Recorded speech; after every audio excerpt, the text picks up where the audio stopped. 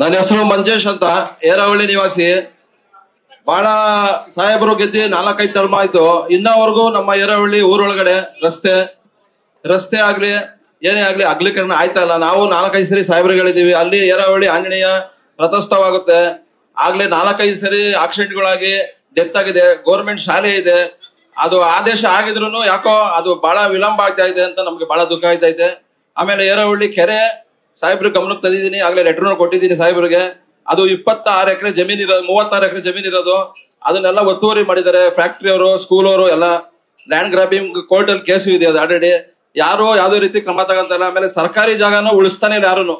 ನಾನು 10-15 ಸರಿ ಅರ್ಜಿ ಕೊಟ್ಟಿದ್ದೀನಿ ಸರ್ವೆ ಡಿಪಾರ್ಟ್ಮೆಂಟ್ಗೆ, ತಹಸೀಲ್ದಾರ್ಗೆ, ಎಲ್ಲಾರ್ಗು ಉಳಿಸ್ತಾ ಇಲ್ಲ. ರಾಜಕಾಲುವೆ ಅಂತೂ ಒಂದಡಿ ನಮ್ಮ ಭಾಗದಲ್ಲಿ ಉಳಿಯಕ್ ಆಯ್ತಾ ಇಲ್ಲ. ಕೆಂಪೇಗೌಡ ನಗರದಲ್ಲಂತೂ ಫುಲ್ ರಾಜಕಾಲುವೆ ಒತ್ತುವರಿ ಮಾಡಿ ಕಟ್ಟಿದ್ದಾರೆ. ದಯಮಾಡಿ ತಾವು ನಮ್ಮ ಕ್ಷೇತ್ರಕ್ಕೆ ಬಂದಿರೋದ್ರಿಂದ ಅದನ್ನೆಲ್ಲ ಉಳಿಸ್ಕೊಡ್ಬೇಕಂತ ತಮ್ಮಲ್ಲಿ ಮನವಿ ಮಾಡ್ಕೊಡ್ತೀನಿ. ಆಮೇಲೆ ನಮ್ಮ ಬ್ಯಾಡಳ್ಳಿ ಸ್ಟೇಷನ್ ಅಲ್ಲಿ ರಾಜಗೋಪಾಲ್ ನಗರದ ಕ್ರೈಮ್ನವ್ರು ಬಂದಿದ್ದಾರೆ. ದಯವಿಟ್ಟು ಅವ್ರನ್ನೆಲ್ಲ ಬೇರೆ ಕಡೆ ವರ್ಗಾವಣೆ ಮಾಡ್ಬೇಕು. ಯಾಕಂದ್ರೆ ರಾಜಗೋಪಾಲ್ ನಗರ, ಅಂದ್ರಳ್ಳಿ ಎರಡು ಅಕ್ಕಪಕ್ಕ ಇರೋದ್ರಿಂದ ಕ್ರೈಮ್ ಜಾಸ್ತಿ ಆಗುತ್ತೆ. ಯಾಕಂದ್ರೆ ಅಲ್ಲಿರೋರಿಗೆ ಬಹಳ ಟಚ್ ಇದಾರೆ ರೌಡಿ ಎಲಿಮೆಂಟ್ಸ್ ಗಳು. ಅದರಿಂದ ಅವ್ರನ್ನ ಸ್ವಲ್ಪ ಕ್ರಮ ತಗೋಬೇಕಂತ ತಮ್ಮಲ್ಲಿ ಮನವಿ ಮಾಡ್ಕೋತೀವಿ.